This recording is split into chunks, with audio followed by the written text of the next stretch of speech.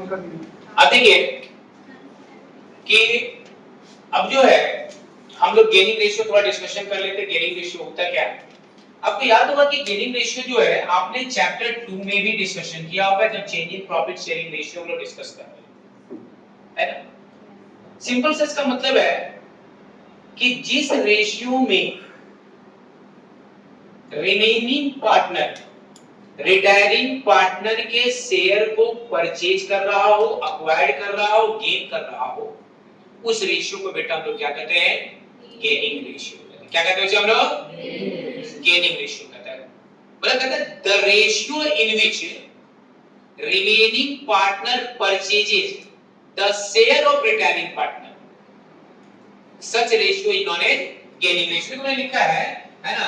Share of retiring partner is acquired, share of retiring partner is acquired by the remaining partner, कि जो retiring partner का share होता है वो remaining partner क्या करता है बेटा? अक्वायर्ड करता है। अक्वायर्ड मतलब परचेज करता है, वो खरीदता है ना? कहता है ratio in which they acquire the retiring partner share is known as gaining ratio, कि जिस रेशियो में रिमेनिंग पार्टनर, रिमेनिंग का मतलब जो बचा हुआ पार्टनर है रिटायरिंग पार्टनर के बाद, जिस रेशियो में रिमेनिंग पार्टनर रिटायरिंग पार्टनर के शेयर को क्या करता है? परचेज करता है, वही उसका क्या कहलाता है? गेनिंग रेशियो कहलाता है। मेरी बात समझ में? यस और नो? है ना? अगर सिंपल लैंग्वेज में बात करें कि रिटायरिंग पार्टनर के शेयर को रिमेनिंग पार्टनर आपस में बांट लेता है। एक और बात ध्यान रखना, ये जरूरी नहीं है कि रिटायरिंग पार्टनर के शेयर सारे रिमेनिंग पार्टनर्स के बीच में पड़ते हैं, ऐसा जरूरी नहीं है। हो सकता है कि मान लो 2-3 पार्टनर हैं, ए, बी और सी, इनमें सी रिटायर कर रहा है, तो ये हो सकता है कि सी का पूरा शेयर कोई केवल कौन ले ले? ए ले ले। ये भी हो सकता है कि सी का पूरा शेयर केवल कौन परचेज कर ले? बी परचेज कर ले। या ये भी हो सकता है कि सी का जो शेयर है वो ए और बी मिल करके एक प्रॉपर प्रोपोर्शन में, एक प्रॉपर रेशियो में दोनों मिल के क्या करे? परचेज करे, जो हमने पिछला एग्जांपल दिया था। है ना? तो इसको कैलकुलेट करने का सिंपल सा तरीका है। अगर ये वो भी डिपेंड करता है, इसमें भी दो डिफरेंट केसेस हैं।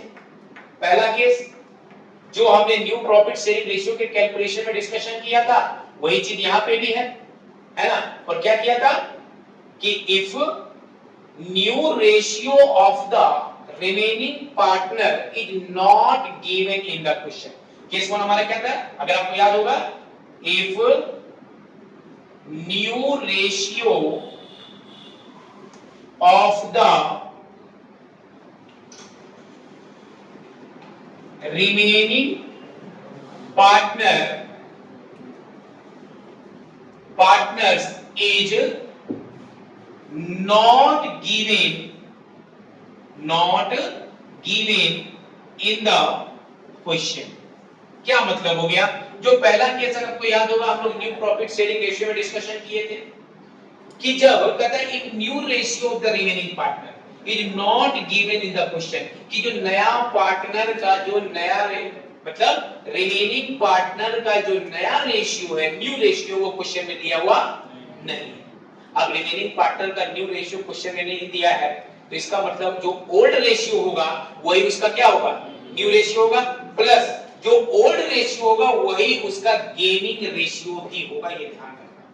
तब फिर वहां पे ये फॉर्मूला को कैलकुलेट करने की जरूरत, इस फॉर्मूले को लगाने की जरूरत आपको नहीं है कि gaining ratio equals to new ratio minus old ratio. वहां इसको यूज ही नहीं करना है। बात समझ में? कि अगर क्वेश्चन में ध्यान दीजिएगा, अगर क्वेश्चन में रिमेनिंग पार्टनर का न्यू रेशियो नहीं दिया हुआ, देख लिखा है ना, है ना? If new ratio of the, है ना, if new ratio of the remaining partner is not given in the question, है ना? कि क्वेश्चन में है तो छुट्टी गया, क्वेश्चन में न्यू रेशियो नहीं दिया रिमेनिंग पार्टनर का, तो इसका मतलब क्या हो गया? उसका ओल्ड रेशियो ही न्यू रेशियो हो जाएगा, और ओल्ड रेशियो क्या हो जाएगा? Gaining ratio. ओल्ड रेशियो क्या हो जाएगा उसका? Gaining ratio. मेरी बात आ रही समझ में? यस और नो? अरे यस और नो? क्लियर है? चलिए, केस 1 ये हो गया। अब देखो केस 2 की अगर हम बात करते हैं, है ना, केस 2 की अगर हम बात करते हैं तो देखो केस 2 में बेटा क्या लिखा हुआ है? केस 2 जो है, ये देखो केस 2 करता है इसमें, केस 2 में क्या करता है, ठीक है, कि अगर न्यू रेशियो दिया हुआ है रिमेनिंग पार्टनर का क्या दिया हुआ बेटा, न्यू रेशियो दिया है ना, if new ratio of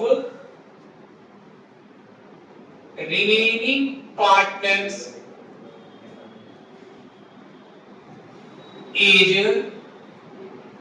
given in the question, है ना, कि अगर न्यू रेशियो रिमेनिंग पार्टनर का क्वेश्चन में क्या हो, दिया हुआ हो, अगर न्यू रेशियो रिमेनिंग पार्टनर का क्वेश्चन में दिया हुआ हो तो सीधा सीधा हम लोग ये फॉर्मूला वहां पे पुट कर लेंगे और वो आपका फॉर्मूला क्या होगा, है ना, वो फॉर्मूला क्या होगा आपको अभी मैंने बताया, वो फॉर्मूला आपका क्या होगा, gaining ratio equals to new ratio minus old ratio, कि न्यू रेशियो में से ओल्ड रेशियो को अगर हम माइनस कर देते हैं तो यही उसका क्या हो जाएगा, गेनिंग रेशियो का फॉर्मूला हो जाएगा। तो बात अभी समझ में, ये दोनों केस क्लियर हो गया, यस और नो, एक एक एग्जांपल हम दोनों पे बताएंगे तो और ज्यादा ये चीजें आपकी क्लियर है, कोई दिक्कत यहां तक में, यस और नो, हाँ है ना।